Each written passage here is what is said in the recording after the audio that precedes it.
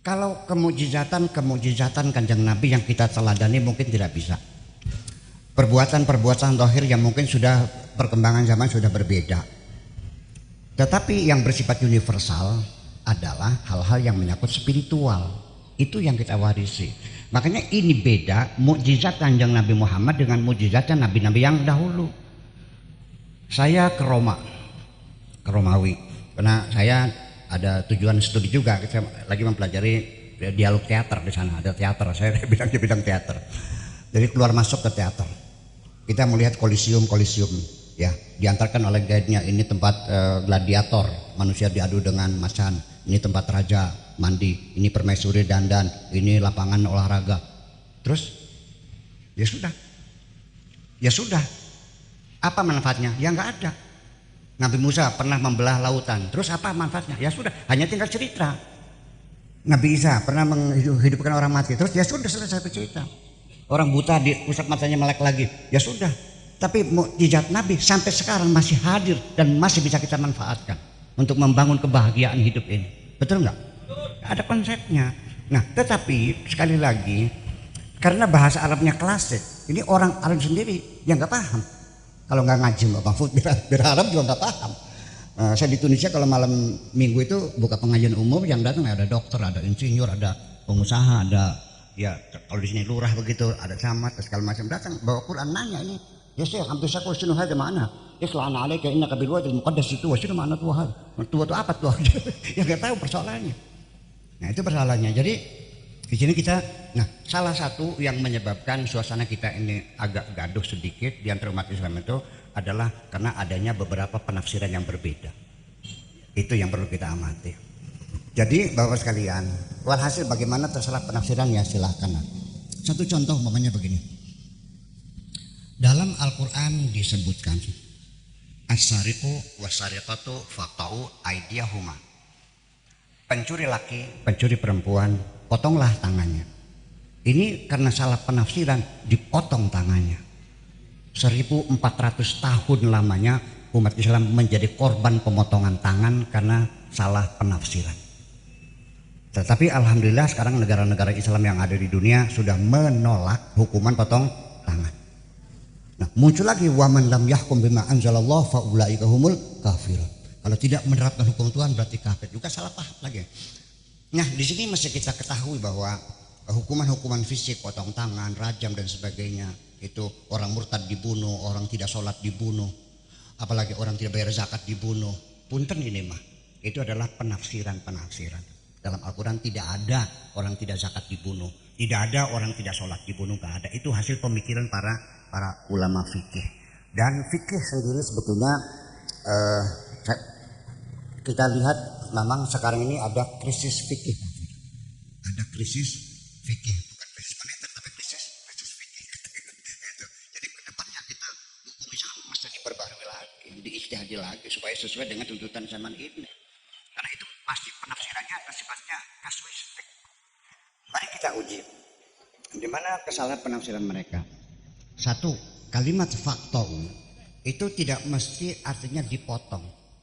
Kata-kata qata'a di dalam Al-Quran itu tidak selalu menunjukkan maknanya dipotong, terus diputus. Bahkan kalimat putus sendiri itu hampir tidak, ya mungkin ada 1-2 ayat ya, tapi kebanyakan ayat Quran begitu qaf, ta dan ain itu artinya bukan putus. Seperti wa quti'a dabirul qaumil ladzina zalamu. Bukan diputus, bukan dipotong.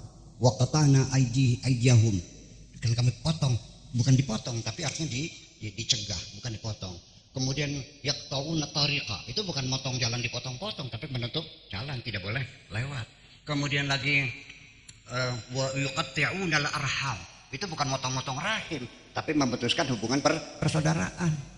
Kemudian lagi di surat Yusuf, ketika perempuan-perempuan dari Mesir itu melihat Yusuf lewat di hadapan mereka, buah yang sedang mereka kupas terjatuh. Mereka terkagum-kagum melihat gantengnya Nabi Yusuf, kayak saya gini nih. Guyon. Melongo semua. Falamma ra'ainahu akbarnahu wa qatta'na aydiyahunna. Bukan dipotong-potong. Pisaunya sedang mengupas buah apelnya jatuh, wa qata'na aydiyahunna, dipotong atau tersayat. Nah itu dia persoalannya. Itu satu. Mereka gegabah. Ya udahlah, semoga Allah mengampuni kita semuanya. Tapi korban sudah lewat kan? Berapa banyak tangan yang dipotong? Kemudian kita tanya lagi, tangan. Mana yang masuk tangan? Definisikan tangan yang jelas. Potonglah tangannya sampai sikut. Mungkin. Sampai pundak? Mungkin. Sampai sikut? Mungkin. Pergelangan? Mungkin. Ruas jeriji? Mungkin. Karena tangan itu dari ujung jeriji sampai pundak, ini tangan semuanya. Namanya pundak, wahada adudun, wahada birfakun, wahada sa'idun, wahada ma'samun, wahada kafun, wahadihi anamilu. Ini semuanya adalah hiat tangan. Jadi dipotong sampai pergelangan sini, hasil apa? Hasil ijtihad. Kemudian lagi, berapa jumlah nilai yang dicuri sehingga perlu dipotong tangannya? Apa mencuri 5.000 dipotong tangannya? Itu pun hasil ulama tidak sepakat. Antara mazhab besar Syafi'iyah, Hanafi, Maliki, Hambali, ada yang bilang 10 dirham, ada 100 dirham, 200 dirham, 1000 dirham, berarti enggak sesuai. Itu hasil ijtihad. Nah, kita teruskan. ID itu biar kita ngaji pesantren dulu. Ini khusus buat Pak Mahfud. ID itu adalah jamak dari yadun. Singularnya yadun, pluralnya ID.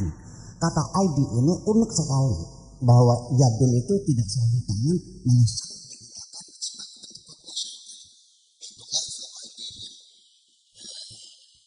seperti Margaret Thatcher itu perdana menteri yang bertangan besi. Ya, the Iron Lady yang bertangan besi.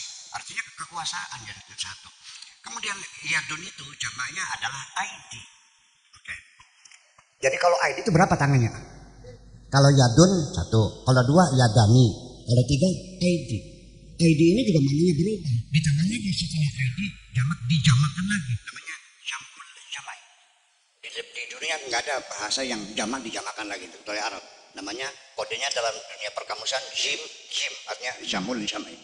Jadi jamak dari ID menjadi ayadi. Itu artinya sudah kedermawanan, berbeda lagi. Oke. Berarti kalau yadun 1, kalau ID berarti jamak. Kalau jamak itu berapa? 3 ke atas. Kalau 2 namanya musanna, betul nggak? 2 yadani. Nah ini tangannya berarti banyak kan? Sekarang saya nanya, asariku tangannya berapa? Pencuri laki berapa tangannya? 2. Yang dipotong 1 itu dua-duanya? 1. Berarti 1. Wasariqatu pencuri perempuan. Berapa tangan pencuri perempuan? 2, kanan dan kiri. Yang dipotong dua-duanya pas satunya aja. Nah, berarti ada berapa tangan yang dipotong? 1 tangan laki-laki, perempuan. Kenapa tidak yadani kok ID? Ini jadi persoalan. Berarti artinya bukan tangan fisik ini. Artinya dipenjara, artinya diputus, artinya dicegah. Jangan sampai orang itu beraksi melakukan kejahatannya. Itu persoalannya. Bayangkan korbannya sudah 1400 abad yang lalu. Nah ini kan krisis pikir dari dulu. Karena dulu itu kita mesti tahu bahwa para fuqaha itu dalam menyusun, mengkodifikasi hukum Islam itu by order penguasa. Ya sampai sekarang juga punten ya. Para ulama kan di ketiaknya penguasa. Betul nggak? Bentar ini. Jangan tercinggung. Iya. Ya seperti itu sampai sekarang. Satu contoh lagi. Bahwa supaya nanti kita jangan salah paham menafsirkan Kanjeng Nabi meninggalkan peradaban yang tidak manusiawi. Supaya jangan sampai ada praduga buruk kepada Kanjeng Nabi. Apalagi menjelek-jelekan Kanjeng Nabi, nanti lo dilaporin baris krim lo. Iya kan gitu. Jangan sampai ada kesan Nabi meninggalkan peradaban yang tidak manusiawi. Bahwa pada akhirnya kita lihat di Al-Quran. Yuk kita buka Al-Quran. Aqimus shalah tidak dijelaskan berapa rakaat, tidak dijelaskan berapa sholatnya, tidak dijelaskan waktunya, tidak dijelaskan bagaimana rukuk, bagaimana, dicawain aja. Aqimus shalah, udah. Di dalam ayat Al-Quran yang paling banyak kalimat yang berulang-ulang adalah wa anfiqu, infak. Makanya wa mimma razaqnahum yunfiqun. Nah ini TV ini namanya TV wa mimma, itu dari doa istighosah kita wa mimma razaqnahum yunfiqun, makanya TV-nya TV wa mimma. Nah, setiap lembar anda silakan bawa buku Al-Quran. Itu tiap lembar wa anfiqu karha wa anfiqu mimma apa namanya? Wa yaktubuna mimma atahumullah, disembunyikan wala yunfiquna fi sabilillah. Selalu infak berulang-ulang.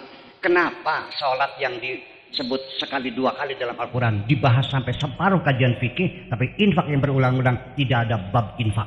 Apa sebabnya? Nah, ini kita mesti kritis ya. Jadi saya bukan lagi menyalahkan mereka, tapi kita lagi mengurai satu peristiwa. Ya, jadi saya bukan lancang menyalahkan sahabat, enggak. Saya tidak akan menyalahkan siapapun, tapi artinya bahwa kita akan menelusuri peristiwa. Kenapa bab infak tidak boleh dibahas? Karena menyangkut kekuasaan. Ini anggaran pendapatan dan belanja negara, nggak boleh diatur. Ya, aku ingin berkuasa sepenuhnya. Kalau infak dimasukkan berarti aslamnya ada. Betul nggak? Untuk pendidikan berapa? Untuk kemudian berapa? Untuk peribadatan berapa? Ada aturannya. Nggak mau lagi, pengen ngatur sendiri.